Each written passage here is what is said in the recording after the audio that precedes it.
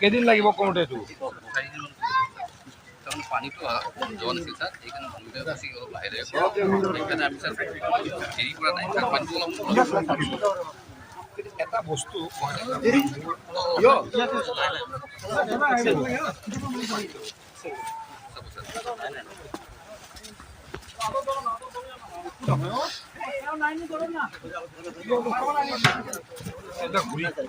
কৰিলে কি হ'ব? মই থাকিম এখন নদীখন এখন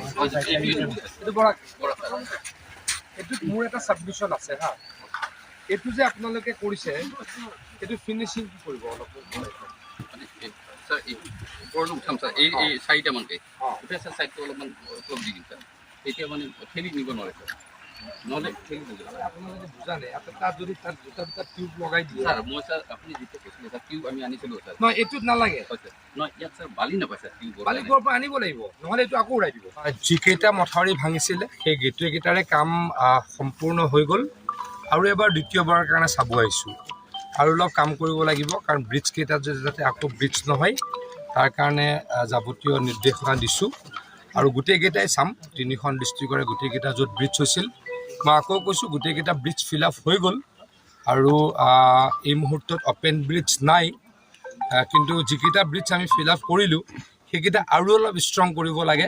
তাৰ কাৰণে মই আৰু চিফ ইঞ্জিনিয়াৰ ডাঙৰীয়া আহিছোঁ, গোটেইকেইটা চাই গোটেইকেইটাৰ কাৰণে বেলেগ বেলেগ কি কৰিব লাগিব নিৰ্দেশ দিম আৰু মুঠতে এই ব্ৰিজ কেইটাত যাতে এইখিনি সময়ত পানী নহয়, ভাঙিব নোৱাৰে, তাৰ কাৰণে চিৰিয়াছলি ষ্ট্ৰংলি কাম কৰিম। আজি যি কাম চলি আছে বৰ্তমান কি অস্থায়ী নে স্থায়ী কাম? এইটোতো স্থায়ীয়ে হৈ যাব, ভাঙাখিনিত স্থায়ী হৈ যাব। মেগা টিউব লগাই দিম, কালিৰ পৰা মেগা টিউবৰ কাম আৰম্ভ হৈ যাব। 25 মিটাৰৰ মেগা টিউবটো খুব ষ্ট্ৰং হয়, সেইটো পানী উঠাই লৈ যাব নোৱাৰে, সেইটো লগাই দিয়াৰ লগে লগে এইটো স্থায়ী হৈ যাব। আজি 8টা জেগাই চাম মই, য'ত য'ত ব্ৰিজ হৈছিলে গোটেইকেইটাই চাম, কিন্তু এটা খুব ভাল খবৰ যে গোটেইকেইটা ব্ৰিজে ফিল আপ কৰি দিলোঁ।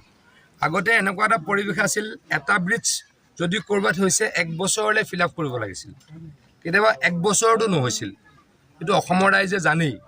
কিন্তু আমি যদি এতিয়া ক'ৰবাত ব্ৰিজ 6-10 দিনৰ ভিতৰত ফিল আপ কৰোঁ আৰু আমি নতুন টেকন'লজিৰে ফিল আপ কৰিছোঁ, সেই ফিল আপ কৰা জেগাখিনি আৰু ভাঙিব নোৱাৰে।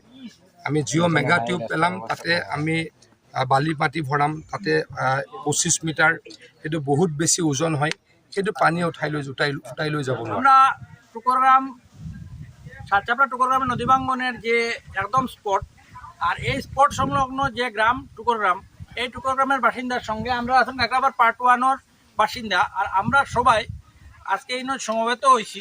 আজকে সকালে 11টা নাগাদ সেন্ট্রাল অবজারভেশন টিম লগে আমরা খাটিগড়া সার্কুলার এডিসি বা সার্কুল অফিসার এবং সঙ্গে আমরা খাসাড়োর ডিসি স্যার আইয়া অবজারভেশন করিয়া যাওয়ার পরে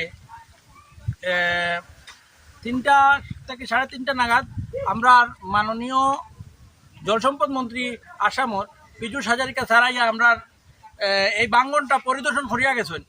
এর লাগিয়া আমরা স্থানীয় জনসাধারণের পক্ষ থেকে অশেষ ধন্যবাদ জানাই, আর আমরা খুব খুশি।